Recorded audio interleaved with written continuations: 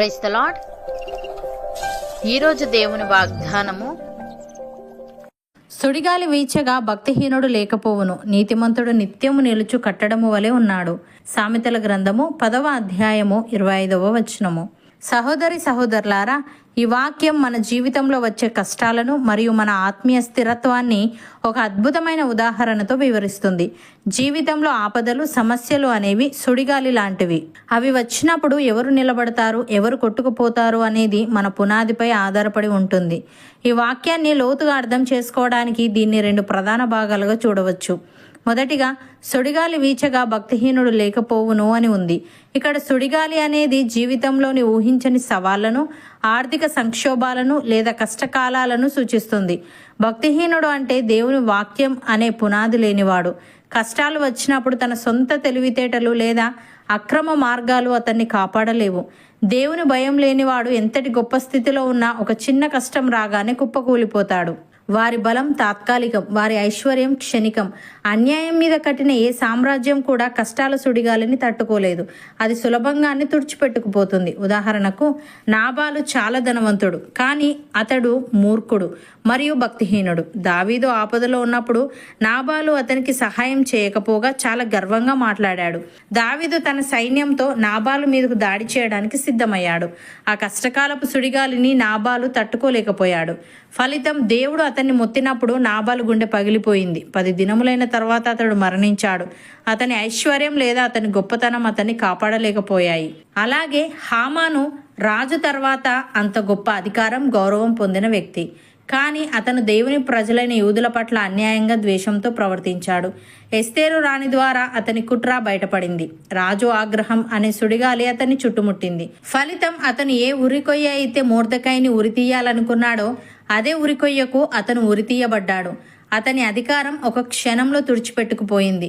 ప్రియులారా, జీవితంలో కష్టాలనే సుడిగాలి ఎవరికైనా రావచ్చు. అది భక్తుడికి రావచ్చు, భక్తిహీనుడికి రావచ్చు. అయితే ఆ సుడిగాలిలో ఎవరు నిలబడతారు, ఎవరు కుప్పకూలిపోతారు అనేది వారి జీవిత పునాదిపై ఆధారపడి ఉంటుంది.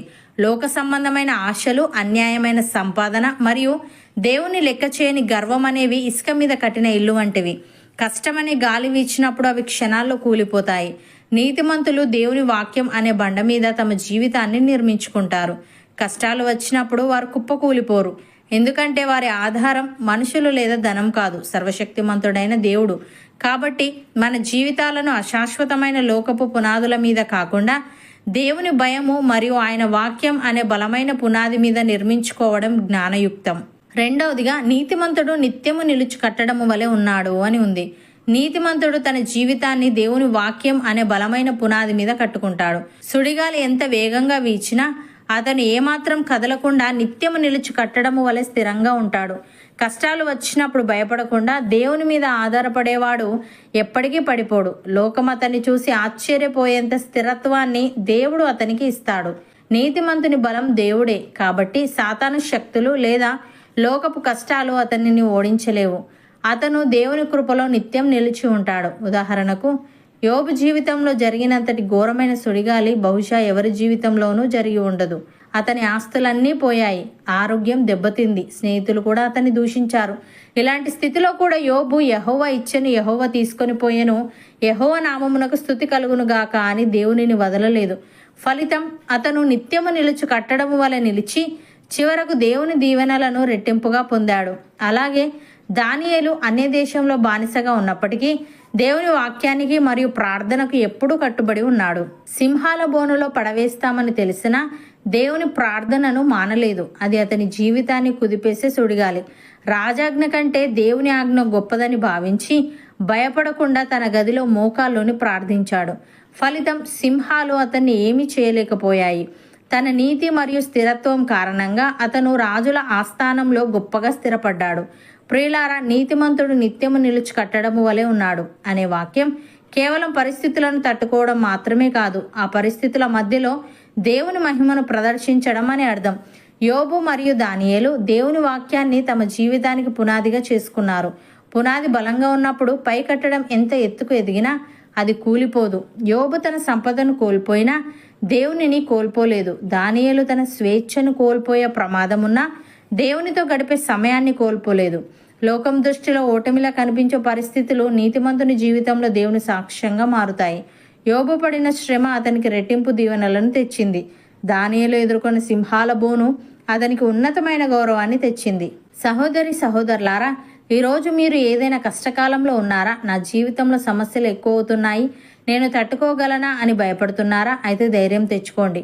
మీరు దేవుని మార్గంలో నీతిగా నడుస్తున్నారు కాబట్టి మీరు కదల్చలేని కట్టడము వలె ఉంటారు. మీరు చేపడుతున్న పనులలో, మీ ప్రయత్నాలలో ఎన్ని ఆటంకాలు వచ్చినా దేవుడు మీకు అండగా ఉంటాడు. మీరు కట్టే ప్రతి కట్టడము దేవుని ఆశీర్వాదంతో సుస్థిరముగా ఉంటుంది.